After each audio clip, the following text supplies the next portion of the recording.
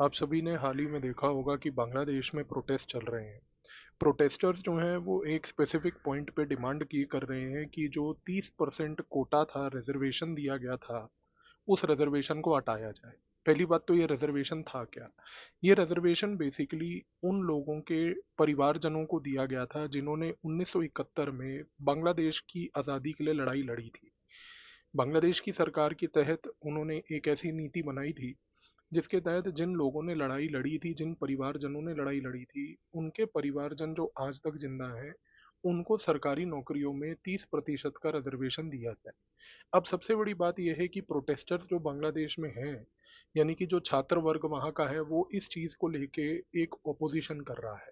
पर क्या ये ओपोजिशन आज की डेट में एक नया ओपोजिशन है? क्या ये प्रोटेस्ट पहली बार हो रहा है? तो इसका आंसर है नहीं। ये प्रोटेस्ट पहले भी कई बार हो चुके हैं। आपको यहाँ पर दो तीन बड़े खेल समझने हैं जो बांग्लादेश में हो रहे हैं, और आज के इस वीडियो में हम उन्हीं खेलों के ऊपर चर्चा करेंगे। सबसे पहली बात, जितनी भी इंटेलिजेंस एजेंसीज वर्ल्ड में ऑपरेट करती हैं, वो हर दूसरे देश में एक स्पेसिफिक फॉल्ट लाइन को हमेशा समझने की कोशिश करती हैं। बांग्लादेश के अंदर भी बहुत सारी फॉल्ट लाइंस हैं। उनमें से एक ऐसी फॉल्ट लाइन है कि ये कोटा जो है, इसके लिए बहुत सारा रिजेंटमेंट बांग्लादेश में बड़े लंबे समय से था। अब सबसे बड़ी बात यह है कि यदि अगर इस चीज़ के पॉलिसी या इस नीति के ऊपर रिजेंटमेंट था, तो क्या इस रिजेंटमेंट का एक प्रोटेस्ट पोटेंशियल बनाकर इसको एक कवर, एक शील्ड, एक नजरिया, एक ढाल की तरह प्रयोग करके इसके पीछे कुछ बड़ा खेल खेला जा सकता है या नहीं? और आज की डेट में ये जो बांग्लादेश में प्रोटेस्ट हो रहा है, ये प्रोटेस्ट केवल और केवल एक ढाल है, एक शील्ड है, जिसके पीछे बांग्लादेश में एक बहुत बड़ा खेल चल रहा है। इस बड़े खेल में केवल अमेरिका अकेला इन्वॉल्व नहीं है, बल्कि इसराइल बहुत ज़्यादा गहरे तरीके से भी इन्वॉल्व है। और आज इस वीडियो में हम ये दोनों एस्पेक्ट्स को स्टडी करेंगे। देखिए, सबसे पहली बात ये है कि जब हम बात करते हैं बांग्लादेश की, तो यहाँ पर हो क्या रहा है कि पिछले कई सालों से बांग्लादेश के और चीन के रिश्ते काफ़ी गहरे होते जा रहे हैं। बांग्लादेश और चीन के बीच में व्यापार भी होता है।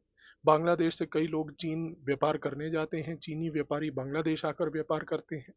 इसी के दौरान बांग्लादेश के अंदर चीन और बांग्लादेश की सरकारों के बीच एक बहुत ही गहरा सुरक्षा लेवल पर भी संबंध बना है। इस सुरक्षा लेवल का संबंध जो बना है, इसमें आज चीन बांग्लादेश को बहुत सारा डिफेंस इक्विपमेंट प्रोवाइड करती है। ये डिफेंस इक्विपमेंट इस तरीके तक का है कि बांग्लादेश को चीन ने कई सबमरीन्स के ऑफर्स भी दिए हैं और सबमरीन ऑफर की भी है। लेकिन सारी समस्या ये है कि यदि आप बांग्लादेश की लोकेशन को देखें, तो बांग्लादेश बहुत ही ज़्यादा स्ट्रैटेजिकली लोकेटेड है पूरे के पूरे बे ऑफ बंगाल में। और आज अगर एक कोई ऐसी शक्ति है पूरे विश्व तौर पर जिसको इस इलाके में अपना दबदबा बनाना है और उसको वहां पर रह के चीन पे नजर रखनी है, तो वो और कोई नहीं है बल्कि अमेरिका है। अमेरिका आज की डेट में बड़े लंबे समय से एक रणनीति के तहत चीन को काउंटर करना चाहता है। अब चीन को काउंटर करने के लिए वो चीन के आसपास के देशों के ऊपर नजर रख के बैठा है। देखिए, जहां तक भारत की परिस्थिति है, भारत ने ये बात तो स्पष्ट कर दी है कि हम अमेरिका आपसे संवाद रख सकते हैं, रिश्ते रख सकते हैं, लेकिन हम आपको अपनी टेरिटरी किराए पर देकर चीन के ऊपर नजर रखने के लिए और चीन को काउंटर करने के लिए किसी प्रकार की सहमति नहीं देंगे। कहने का मूल रूप से मकसद ये है कि भारत ने ये बात अमेरिका को स्पष्ट शब्दों में उसके मुंह पे बोली है कि आप भारत के अंदर आकर मिलिट्री बेसिस बनाकर चीन के ऊपर नजर नहीं रख सकते। दूसरी सबसे बड़ी बात यह है कि यदि आप पाकिस्तान का केस देखें और नेपाल का केस देखें, ये दोनों के दोनों देश आज की डेट में चीन के गोद में बैठे हैं। तो किसी भी तरीके से पाकिस्तान को या नेपाल को कन्विंस करना कि तुम जो है हमें स्पेस दो, अमेरिका इस रणनीति को नहीं करेगा किसी भी तरीके से। जहां तक भूटान की बात है, अमेरिका भूटान को इसलिए नर्चर नहीं करना चाहता क्योंकि भूटान इन चीज़ों में हमेशा से न्यूट्रल रहा है।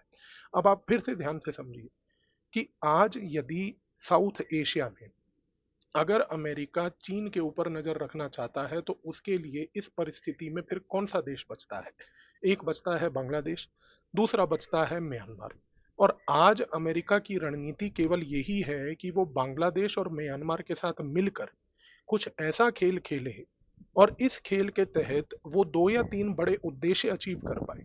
सबसे पहला उद्देश्य जो अमेरिका अचीव करना चाहता है वो ये है कि वो एक ईस्ट ताइमोर जैसी छोटा सा देश बांग्लादेश की टेरिटरी को तोड़ के और म्यांमार की टेरिटरी को तोड़कर बनाना चाहता है। अब ईस्ट तिमोर वैसे भी जब अलग हुआ था इंडोनेशिया से 1990 के दशक में, तब से ईस्ट तिमोर अमेरिका के साथ इस प्रकार का एक रिश्ता बना के रख रखा है कि ये कहना गलत नहीं होगा कि ईस्ट तिमोर आज की डेट में एक छोटा सा टेरिटरी है जो अमेरिकन बेस है पूरे उस रीजन के अंदर ऑपरेशंस करने के लिए। अब क्योंकि भारत ने मना कर दिया, नेपाल और पाकिस्तान ऑलरेडी जो है वो चीन की गोद में है, भूटान न्यूट्रल है, तो अमेरिका के मन में सबसे पहले यही आया कि मुझे कुछ ना कुछ बांग्लादेश और म्यांमार में करना होगा। अब सवाल उठता है कि भाई इनको कैसे मनाया जाए। जहां तक म्यांमार का सवाल है, सबसे बड़ी बात यह है कि म्यांमार में तो जो मिलिट्री जुंता का रूल है वो तो वैसे ही चीन के साथ बहुत अच्छे संबंध रखता है, और चीन हमेशा से म्यांमार में ये चाहेगा कि मिलिट्री जुंता का रूल ज़्यादा रहे, क्योंकि वो मिलिट्री से एक डिक्टेटर से इंगेज करने में सरलता पाता है। जहाँ तक बांग्लादेश की बात है, अमेरिका ने बांग्लादेश को बहुत बार कन्विंस करने की कोशिश करी है। उसने सबसे पहले बांग्लादेश को ये बोला कि आपके पास आपके ही इलाके के बहुत ही क्लोज एक सेंट मार्टिन करके आइलैंड है, वो छोटा सा आइलैंड है, आप उसको हमें दे दीजिए। हम उस इलाके में अपना एक अमेरिकन बेस बना लेंगे, वहाँ पर नेवी डिप्लॉय करेंगे, कुछ एयर पावर डिप्लॉय करेंगे। बेसिकली वो एक अमेरिका का लिसनिंग पोस्ट बन जाएगा, जिससे कि अमेरिका चीन की गतिविधियों पर जो चीन में हो रही हैं, खास करके तिब्बत लासा में, और खास करके चीन की गतिविधियां जो म्यांमार में हो रही हैं उस पर नजर रख पाए। बांग्लादेश की सरकार ने सीधे तरीके से मना कर दिया, हम आपको सेंट मार्टिन आइलैंड कुछ भी हो जाए नहीं देंगे। अब इसकी वजह से अमेरिका बहुत निराश हुआ, तो अमेरिका ने सबसे पहले इसकी सजा दी बांग्लादेश को। पिछले साल उसने अपनी वीज़ा पॉलिसी में बदलाव करके जो बांग्लादेश के विद्यार्थी अमेरिका पढ़ने जाते थे उनके वीज़ा रेजिम को ऐसा बना दिया कि अब बांग्लादेश के विद्यार्थियों को चीन जाकर पढ़ने में बड़ी कठिनाइयां आने लगी। तो बांग्लादेश की सरकार समझ गई कि ये हमारे लिए टारगेटेड एक तरीके से नीति थी, जिसके तहत ये हमें बेसिकली सजा देना चाहते थे। अब दूसरी चीज उन्होंने क्या करी, जब सेंट मार्टिन आइलैंड का प्रपोजल फेल हुआ तो अमेरिका ने बांग्लादेश को एक और ऑफर दिया। अब उसने ऑफर ये दिया कि सुनिए, आप जो है क्वाड्रिलेटरल सिक्योरिटी डायलॉग, जिसको क्वाड बोला जाता है, आप उसका हिस्सा बन जाइए, और उसके हिस्से बनने से हम आपको जो है एक एलीट क्लब में बिठाएंगे। अब बांग्लादेश जैसे छोटे से नेशन को, छोटे से देश को, अगर ये बात बोला जाए कि ये आपको हम अमेरिका के साथ अमेरिका के बगल में कुर्सी डालकर वहां पर एक बड़े स्थान पर बिठाएं, तो ये चीज़ तो बांग्लादेश की सरकार के लिए एक बहुत पॉजिटिव चीज़ होनी चाहिए थी। लेकिन बांग्लादेश की सरकार समझदार है, वो ये चीज़ को समझ गई कि ये जो पूरा का पूरा क्वाड्रिलेटरल सिक्योरिटी डायलॉग है ये एक एजेंडा लेस डायलॉग है। इस डायलॉग में, इस पूरे मिनी लैटरल ग्रुप में कोई एजेंडा नहीं है, इसका कोई डायरेक्शन नहीं है, दशा दिशा कुछ नहीं है। ये सिर्फ अमेरिका ने एक झुंड बना रखा है निकम्मे देशों को एक साथ एक जगह लाकर, जिसमें वो बार बार सिर्फ इन लोगों को यही बात बार बार बोलती रहती है कि आइए हम चीन को काउंटर करें, लेकिन उसको सहमति किसी से भी नहीं मिलती। क्वाड्रिलेटरल सिक्योरिटी डायलॉग, ये कहना गलत नहीं होगा कि एक टोटल फेलियर है मिनी लैटरल के नाम पर आज की डेट में, अभी तक कम से कम। आने वाले समय में कुछ सहमति बन जाए, भारत जैसा देश मान लीजिए कि उसमें जाकर ये बोल दे कि नहीं हम तो चीन को ऑफिशियली काउंटर करेंगे, तब अलग बात होती है। लेकिन आज की डेट में वो एक निकम्मा ग्रुप है, जिसमें अमेरिका का निकम्मा एजेंडा बिल्कुल नहीं चल पा रहा। बांग्लादेश ने क्वाड का भी प्रपोजल मना कर दिया। अब जब ये प्रपोजल भी मना हुआ तो अब अमेरिका को ये लगा कि अब मुझे तीसरा खेल खेलना पड़ेगा। अब तीसरा खेल बड़ा इंटरेस्टिंग है। अमेरिका आज की डेट में म्यांमार के कुकी चिन प्रोविंस के अंदर बहुत गहरे तरीके से काम कर रहा है। कुकी चिन प्रोविंस जो म्यांमार का है, वहां से लेके जो कुकीज हैं वो बेसिकली रहते हैं पूरे बांग्लादेश के कुछ इलाकों तक। चिटागोंग हिल ट्रैक्स वाला जो इलाका है वहां पर भी आपको कुकी चिन मिलेंगे लोग। कुकी चिन प्रोविंस में म्यांमार के, वहां पर भी कुकी मिलेंगे। और सबसे बड़ी बात, भारत के मणिपुर में आपको कुकीज मिलेंगे। अब अमेरिका ने क्या किया, अमेरिका ने दो चीजें करी। आप पहली चीज ये समझिए कि ये जो कुकीज हैं, कुकी चिन्ह जितने भी हैं, ये सारे बेसिकली क्रिश्चियंस हैं। अब ये ईसाई धर्म को मानते हैं। तो अमेरिका ने क्रिश्चियन मिशनरीज को भेज के पहले तो इन लोगों में एकता बनाई।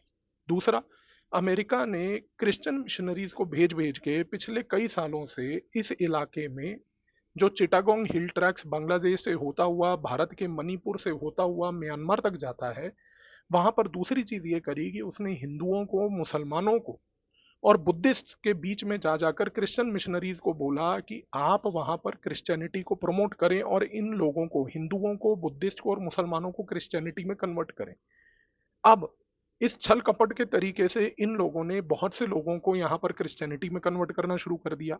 अच्छा, तीसरी सबसे बड़ी इंटरेस्टिंग चीज ये हुई कि जो ये कुकी चिन्ह थे, अब ऑब्जेक्टिव ये था कि ये जो कुकी चिन वाले लोग हैं, जो म्यांमार के कुकी चिन प्रोविंस से लेकर चिटागोंग हिल ट्रैक से लेकर मणिपुर के कुछ इलाकों तक रहते हैं, अमेरिका के मन में आया कि क्यों ना हम इस पूरे के पूरे इलाके को ही काट लें और इस इलाके को काट के इन तीनों देशों से एक ईस्ट तैमूर जैसा छोटा सा देश यहाँ पर बना लें। और ये जो छोटा सा देश बनेगा ये एक क्रिश्चियन देश बन जाएगा। लेकिन सबसे बड़ी बात यह है कि अगर हमें इस इलाके में एक क्रिश्चियन देश बनाना है तो वो क्रिश्चियन देश बनाने के लिए हमारे को एक बहुत लंबी प्लानिंग करनी पड़ेगी। अब लंबी प्लानिंग देखिए इन्होंने कैसे करी।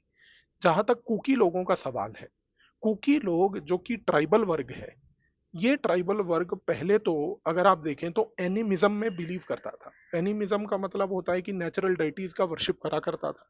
इसके बाद कुकीज के अंदर एक बड़ी महत्वपूर्ण प्रथा ये भी है कि वो हेड हंटिंग में बिलीव करते हैं, यानी कि सर को काटना और उसकी वर्शिप करना। अब क्योंकि जाहिर सी बात है ये चीज कठिनाई है आज की डेट में करना, क्योंकि ये पहले कई सालों पहले ये प्रथा हुआ करती थी सर काट के उसकी जो है वर्शिप करनी। तो आज की डेट में शरीर का कोई दूसरा अंग काट कर उसकी जो है पूजा करना कुकी लोग हमेशा से करते आए थे और आज भी करते आए हैं। अच्छा, तीसरी चीज क्या है? तीसरी चीज ये है कि आज एक कुकी लोगों का बड़ा महत्वपूर्ण लीडर है जो कुकी नेशनल आर्मी का हेड भी है। उसका नाम है पीएस हाउकिप। पीएस हाउकिप जो है, जो कि कुकी नेशनल आर्मी का चीफ है, इसने एक नया नैरेटिव बनाना शुरू करा है। अब कुकी नेशनल आर्मी जो है, जो कि एक संगठन म्यांमार के कुकी चिन प्रोविंस में रहती है, वहां पर ये पीएस हाउकिप जो है, ये पिछले कई सालों से एक नया नैरेटिव ये चला रहा है कह के कि हम जो कुकी लोग हैं, हम लोग बेसिकली पहले एनिमिज्म में मानते थे, फिर हम हेड हंटिंग में मानते थे, लेकिन हम लोग अगर ध्यान से हमारी एंसेस्ट्री को ट्रेस किया जाए तो हम लोग तो यहूदी लोग हैं। अब कुकियों के मन में एक ये नया पॉइंट डाला जा रहा है कुकी नेशनल आर्मी के इस चीफ पीएस हाउकिप की तरफ से, जो कि सीआईए का एक बहुत बड़ा ऑपरेटिव है जो इस रीजन में काम कर रहा है। ये कुकी लोगों के मन में एक ये नया थॉट डाल रहा है कि हम लोग तो बेसिकली अगर देखा जाए तो ओरिजिनली तो यहूदी हैं, हम लोग तो इजराइल से हैं।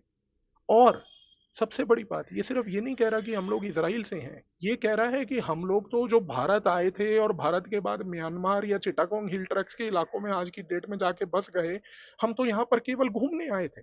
ये हमारा ओरिजिनल होम नहीं है। ये हमारा ओरिजिनल होम इसलिए नहीं है क्योंकि क्योंकि हम यहूदी लोग हैं। हमारा ओरिजिनल होम केवल और केवल इजराइल है। और आप सोचिए कि अमेरिका के दबाव के तहत, सीआईए के प्रेशर में पीएस हाउकिप ने ये भी किया है कि उसने कई खत इजराइल के प्रधानमंत्री बेंजामिन नेतन्याहू को पिछले कई वर्षों में लिखे हैं, ये कहते हुए कि कुकियों को वापस इजराइल में आने की, वहां पर पनाह रहने की दी जाए। आज की डेट में अब ये नरेटिव क्यों चलाया जा रहा है? इसका नरेटिव का फायदा ये है कि एक क्रिश्चियन किंगडम बनाने के चक्कर में अगर ये बात प्रमोट कर दी जाए कि कुकीज जो हैं वो क्रिश्चियंस तो बाद में थे, लेकिन पहले उनकी ओरिजिनल आइडेंटिटी क्योंकि यहूदी थी, तो जाहिर सी बात है कि यहूदियों को कोई वहां पर ओपोज नहीं करेगा। अच्छा, दूसरी चीज, अब आप चाहे ये कहें कि भाई हम यहूदी थे या आप चाहे ये कहें कि हम क्रिश्चियन थे, सवाल ये उठता है, आप अपनी कोई भी रिलीजियस आइडेंटिटी बताएं, आपका मूल उद्देश्य इस इलाके में क्या है? आपका मूल उद्देश्य ये है कि आप एक क्रिश्चियन किंगडम बनाना चाहते हैं। आप बेसिकली छोटी छोटी टेरिटरीज यहाँ पर बनाना चाहते हैं। आपका मेन उद्देश्य केवल ये है। अब सबसे बड़ी बात क्या है, ये कैसे होगा? अब इतना आसान तो है नहीं कि इस इलाके में क्रिश्चियन किंगडम बन जाए। अब यहाँ पर अमेरिका ने नया खेल खेला है। पिछले साल अमेरिका ने इस पूरे इलाके में, खास करके कुकीचिन प्रोविंस के पास अराकन योमा माउंटेन्स जो हैं, वहां पर जहां पर बहुत सारे रोहिंग्याज रहते हैं जो कि मुसलमान हैं, उन रोहिंग्याज के तहत अमेरिका ने एक नई रणनीति बनाई है। नई रणनीति ये बनाई है कि अमेरिका ने पाकिस्तान की आईएसआई को एक बात बोली। उन्होंने पाकिस्तान की आईएसआई को ये बोला कि भाई आप एक संगठन बनाओ, उस संगठन को इस्लामिक नाम दो, वो इस्लामिक संगठन कुकियों के साथ काम करेगा। उस इस्लामिक संगठन को बोलो कि हमें यहाँ पर छोटे छोटे कैलिफेट गांव बनाने हैं, कैलिफेट विलेजेस बनाने हैं। वो कैलिफेट विलेजेस का कंट्रोल जब बनेगा, वो दिया जाएगा इफेक्टिवली कुकियों को। और जब कुकियों को कैलिफेट विलेजेस का कंट्रोल मिलेगा, जिसको वो कंट्रोल करेंगे, एडमिनिस्टर करेंगे, उनको एडमिनिस्टर करने की सारी शक्ति और पावर दी जाएगी यहूदियों की तरफ से, यानी कि इसराइल की तरफ से। और इवेंचुअली लॉन्ग रन में आईएसआई को वहां से हटाकर, उस कैलिफेट विलेज को हटाकर, यहूदी क्योंकि अमेरिकन के एलाइज हैं उनको बोलकर इस इलाके में एक क्रिश्चियन किंगडम बनाया जाएगा। अब आप देखिए कि आईएसआई ने अमेरिका के इस पूरी थ्योरी को एग्जीक्यूट करने के लिए क्या किया। आईएसआई ने पिछले साल इस इलाके में एक नया संगठन बनाया। उस संगठन का नाम है जमात उल अंसार फिल हिंदी अल शर्किया। अब ये जमात उल अंसार फिल हिंदी अल शर्किया नाम का ये जो संगठन है, ये आईएसआई स्पॉन्सर्ड संगठन है। ये ग्राउंड लेवल पर कुकी चिन लोगों के साथ काम कर रहा है। ये कह रहा है कि मुसलमान कुकी चिन के भाई हैं, कुकी चिन कह रहे हैं हम मुसलमानों के भाई हैं। इन दोनों में एक सहमति बना दी गई है और बोला ये जा रहा है कि कुकी चिन जो हैं, क्योंकि वो मुसलमानों के भाई हैं, मुसलमान आज की डेट में इस इलाके में ये जो संगठन है जमातुल अंसार फिल हिंदी अल शर्किया वाले, ये बनाएंगे यहाँ पर कैलिफेट विलेजेस, छोटे छोटे कैलिफेट के गांव। और ये कैलिफेट के गांव की प्रशासन दी जाएगी कुकी चिनों को। और जिस दिन कुकी चिन को प्रशासन की पावर मिल जाएगी, जब ये कैलिफेट गांव बन जाएंगे, तो प्रशासन करने की शक्ति, सरकार चलाने की क्षमता, छोटे छोटे गांव में प्रशासन देने की जो ताकत होगी, वो यहूदियों से आएगी। क्योंकि पीएस हाउकिब तो पहले ही बोल रहा है कि भाई हम लोग तो जो हैं, हमारा एंसेस्ट्री और ओरिजिन जो है वो तो इसराइल से है। तो इसराइल को आज की डेट में, आपको याद होगा मैंने पिछले कई वीडियोस में भी आपको एक बार ये बात बताई थी कि पूरे नॉर्थ ईस्ट में आज की डेट में सीआईए और मोसाद का एक बहुत बड़ा गेम चल रहा है और मणिपुर उसी का एक कॉन्सिक्वेंस है। और ये है रियलिटी कि मोसाद आज की डेट में सीआईए के साथ मिलके, आईएसआई के साथ मिलके इस इलाके में ये एक रणनीति के तहत खेल चल रहा है। अब इस खेल का अंत नतीजा क्या हो? अंत नतीजा यही होगा कि ये जो जमात उल अंसार फिल हिंद अल शर्किया है, ये कोशिश ये करेगा कि कुकी चिन के साथ मिलकर एक छोटे छोटे कैलिफेट विलेजेस बनाए। उन कैलिफेट विलेजेस को कंट्रोल करने के लिए इसराइल आगे आकर उनकी मदद करेगा। इसराइल जब मदद करेगा तो over a period of time ये जो छोटे छोटे कैलिफेट विलेजेस धीरे धीरे बनते जाएंगे। इनको एकजुट करके एक लार्जर ईस्ट ताइमोर की तरह से एक क्रिश्चियन नेशन बना दिया जाएगा। यदि ये क्रिश्चियन नेशन बन गया, तो आप सोचिए कि लॉन्ग रन में, आज से 5 7 10 सालों के बाद, अमेरिका के पास एक ऐसी इंडिपेंडेंट टेरिटरी होगी जो बांग्लादेश, म्यांमार और साथ में भारत से जुड़ी हुई होगी। और ये इंडिपेंडेंट टेरिटरी इतनी स्ट्रेटेजिकली लोकेटेड होगी कि इस टेरिटरी में अमेरिका कल को सिर्फ चीन के ऊपर ही नहीं नजर रख पाएगा, बल्कि भारत और बांग्लादेश के संबंध, सबसे बड़ी बात, उन पे नजर रख पाएगा। दूसरा, वो भारत के ऊपर नजर रख पाएगा कि कल को अगर भारत मान लीजिए कुछ ज्यादा रशिया के साथ या किसी दूसरे देश के साथ एंगेज करता है, तो इस टेरिटरी में वो प्रेशर टैक्टिक्स अपनाकर भारत के नॉर्थ ईस्ट को डिस्टेबलाइज कर पाएगा। और सबसे बड़ी बात, इस इलाके में रहकर चीन की गतिविधियां सिर्फ म्यांमार में नहीं, बल्कि कंबोडिया, लाओस, वियतनाम तक, उस इलाके तक उसकी गतिविधियों पे वो नजर रख पाएगा। तो ये सारा खेल जो है बांग्लादेश में चल रहा है। और ये जो प्रोटेस्ट पोटेंशियल है, जो बार बार यहाँ पर बेसिकली एग्जीक्यूट किया जा रहा है, ये जो प्रोटेस्ट बार बार आपके सामने दिखाए जा रहे हैं, ये सारे प्रोटेस्ट केवल और केवल बांग्लादेश को प्रेशराइज करने के लिए हैं। पिछले साल ये मणिपुर में भारत के ऊपर किए गए थे कि भारत को प्रेशराइज किया जाए। जब भारत ने मना कर दिया तो अब बांग्लादेश की बारी है। और आप देखिएगा, मैं आपको आज बता रहा हूँ, जुलाई 2024 में, कि इस साल दिसंबर से लगभग अगले 5 से 6 महीने के अंदर अंदर ये जो सर्कल ऑफ प्रोटेस्ट था, जो पिछले साल मणिपुर भारत से स्टार्ट होकर इस साल बांग्लादेश में पहुंचा है, इस साल के अंत तक आप देखेंगे कि म्यांमार में एक बहुत बड़ी सिविल वॉर कंडीशन क्रिएट होगी। क्योंकि ये इस पूरे पार्ट का लार्जर प्रोसेस है। तो आई होप कि इस वीडियो के बाद अब आपको बांग्लादेश की परिस्थिति समझने में कोई कठिनाई नहीं आएगी। धन्यवाद।